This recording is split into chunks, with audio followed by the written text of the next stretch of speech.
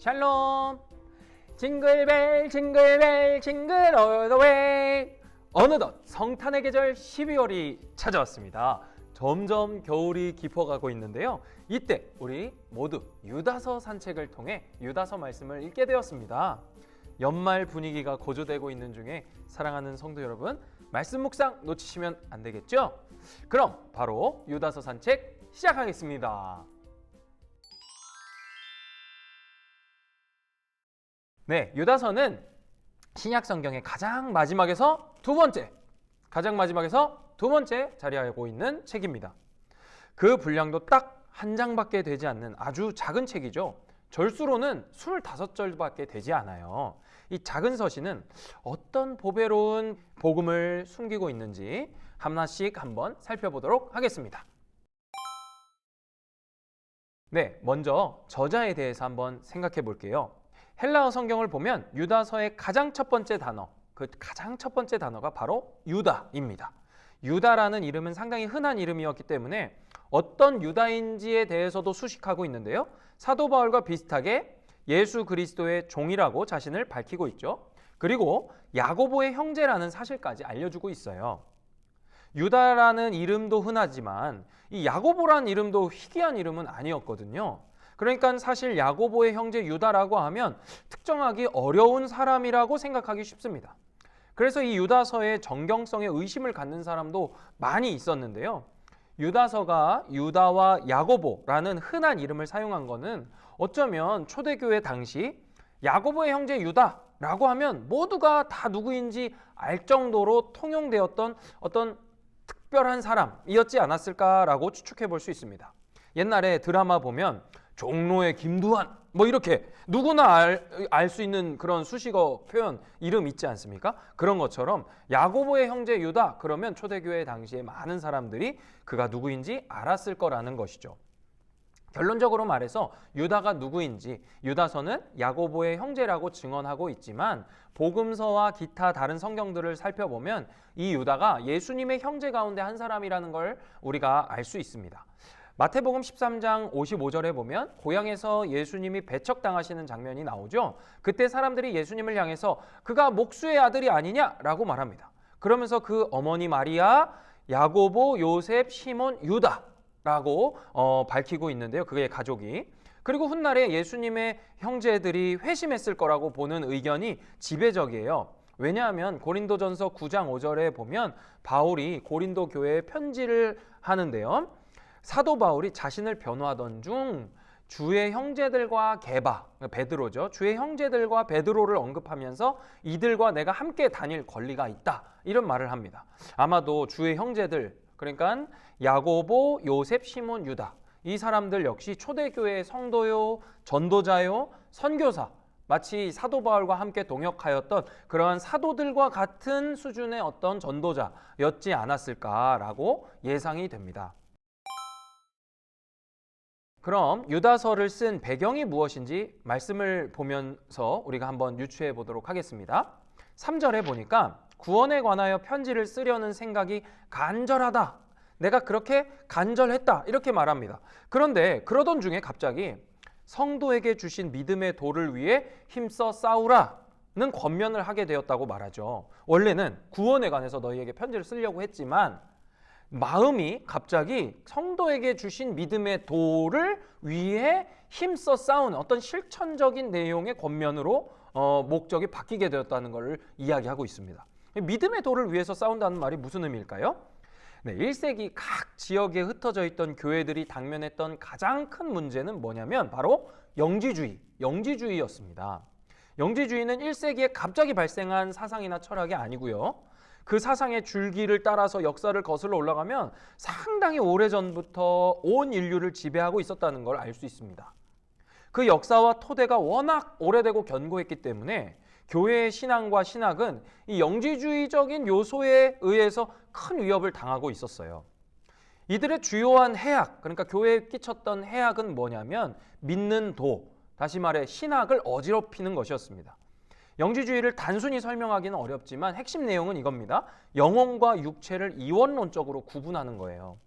이런 사상이 낳는 파생적인 문제는 극단적인 두 부류로 나타나는데, 하나는 도덕 폐기론입니다. 그래서 쾌락주의, 또 인생 한 번이니까 한번 즐기자, 뭐 이런 쾌락주의로 흘러가는 것이고요. 다른 하나는 뭐냐면 또 지나친 금욕주의였습니다. 이런 사상적 기초 위에 이 영지주의자들은 예수님의 성육신을 부정했어요. 이유는 뭘까요?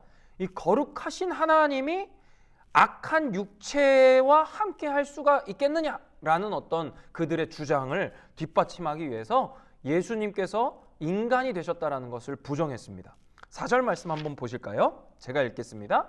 이는 가만히 들어온 사람 몇이 있음이라 그들은 옛적부터 이 판결을 받기로 미리 기록된 자니 경건하지 아니하여 우리 하나님의 은혜를 도리어 방탕한 것으로 바꾸고 홀로 하나이신 주제 곧 우리 주 예수 그리스도를 부인하는 자니라. 홀로 하나이신 예수 그리스도를 부인한다는 것은 삼위일체 신학, 다시 말해 아들과 아버지의 하나이심을 부정한다는 의미예요.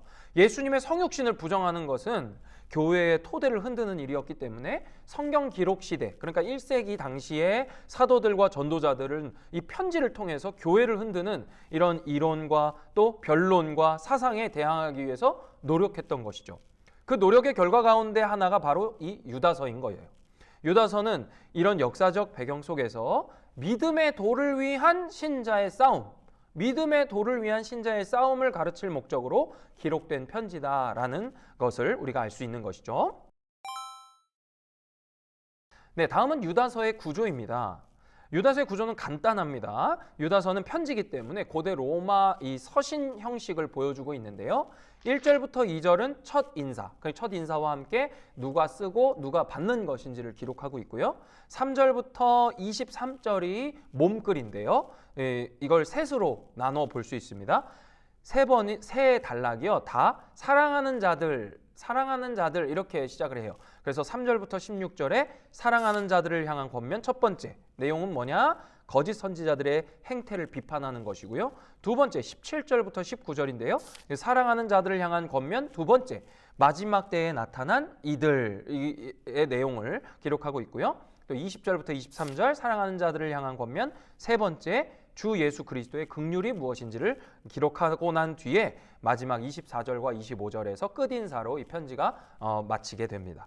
일반적으로 편지를 쓸 때처럼 첫인사로 시작해서 몸글의 내용을 담고 또 끝인사로 맞춰지는 그런 구조죠. 그런데 여기 주목할 것은 사랑하는 자들을 향한 권면이 3번 등장한다는 거예요. 유다서는 독특하게도 사랑하는 자들아를 부르고 권면의 내용을 기록하고 있습니다. 네, 왜 이 사랑하는 자들을 불렀을까요?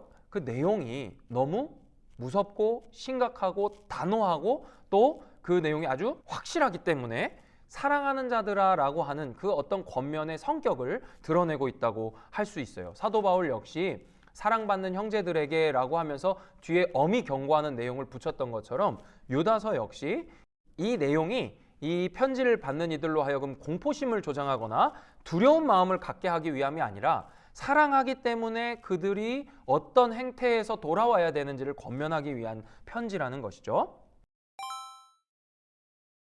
유다서에는요, 다른 성경에서는 인용되지 않고 있는 위경 2가지가 언급이 되고 있습니다. 1장 9절을 한번 보실까요?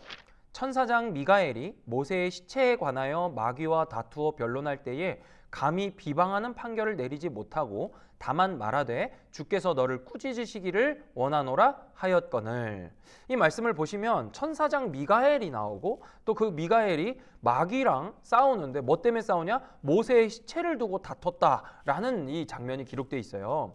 육신에 속한 자들의 경솔한 태도, 판단하고 비방하는 태도를 지적하면서 천사장 미가엘조차도 그 역시도 마귀에 대한 처분을 자기가 하지 않고 하나님께 의지해서 마귀를 향해서 비방하는 판결을 하지 않았다, 이 얘기를 하는 거거든요. 이 구절에 대해서 알렉산드리아의 교부였던 클레멘트는 모세 승천기라는 위경을 이 유다가 인용했다고 말을 하고 있습니다. 하지만 그 모세 승천기에 대한 사본이 지금은 존재하지 않아요. 이 모세 승천기라는 말만 있을 뿐 모세 승천기가 뭔지를 우리가 보지를 못하거든요. 그렇지만 일부가 유실된 모세의 언약, 모세 언약이라는 다른 위경이 있습니다. 이 위경은 아직도 존재한다고 해요. 그리고 그 유실된 부분에서 일부가 모세 승천기의 내용을 담고 있다라고 주장하는 학자들도 있어요. 또 14절을 보면 에녹 1서를 인용한 글귀가 있는데요.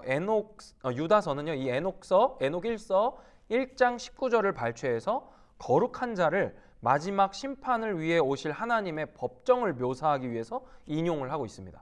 그러니까 이렇게 보면은 이제 이 유다서 안에 우리가 성경에서 보지 못하는 모세의 시체를 두고 미가엘과 마귀가 다퉜던 이야기, 또는 우리 창세기에 딱 한 줄 등장하는데 에녹이 썼다라고 알려져 있는 에녹 1서도 이렇게 다루고 있고, 그러니까 이제 유다서가 이거 읽어도 되는 성경인가? 이 내용을 우리가 어떻게 해석해야 되나? 뭐 이렇게 고민하실 수 있어요. 그런데 우리가 이걸 고민할 필요가 없는 이유가 뭐냐면요. 유다서는 1세기에 기록된 책이잖아요. 그 1세기에는 우리가 지금 이렇게 66권의 성경을 보는 것처럼 성경 66권이 딱 이거다 이렇게 정해져 있지 않았던 때였습니다. 그리고 그때는 사도들께서 열심히 선교를 할 때였고, 또 유대교 역시 엄청나게 많은 글들이 쏟아져 나올 때였습니다. 특별히 어떤 내용의 글들이었냐면 임박한 종말에 대한 글들이 쏟아져 나올 때였어요. 그러니까 그 성경 시대, 성경 기록 시대에는 무엇이 성경인가를 논하기 전에 그들 안에서 초대교회 역시 많은 거룩한 글들이 하나님의 말씀으로 통용되었고, 유다 역시도 그 글들을 이미 익히 알고 있었던 사람이었다라는 걸 우리는 인정하고 이해할 필요가 있는 것이죠. 그렇기 때문에 유다서가 유다서를 기록할 때 그 교회 역시 모세 승천기나 또 에녹서와 같은 글들을 이것은 위경이다, 외경이다, 정경이다 라고 구분하지 않고 받아들이고 있었다라는 점을 우리가 인정한다면 충분히 유다서에서 이 에녹서나 모세 승천기를 인용하는 것을 이해할 수 있는 것이죠. 요지는 무엇이냐면 지금 유다는 유다서를 통해서 성도들이 믿음의 도를 지키기 위하여 힘써 싸우기를 권하고 있다는 것입니다. 네, 이제 마칠 시간이 되었습니다. 유다서라는 이 짧은 서신, 우리가 단 이틀밖에 묵상하는 기간이 없는데요. 이 짧은 서신을 읽으시면서 사랑하는 자들에게 어떻게 권할 수 있는지, 또 무엇을 권해야 하는지를 이해하시고 또 내 삶에 적용해 보실 수 있었으면 좋겠습니다. 이 짧은 성경, 이틀 동안 묵상하시는 동안에 성경을 통해 온전한 복음, 또 완전한 예수 그리스도를 만나실 수 있기를 바라겠습니다. 그럼 전 이틀 뒤에 미가서 산책으로 또 인사드리도록 하겠습니다. 샬롬!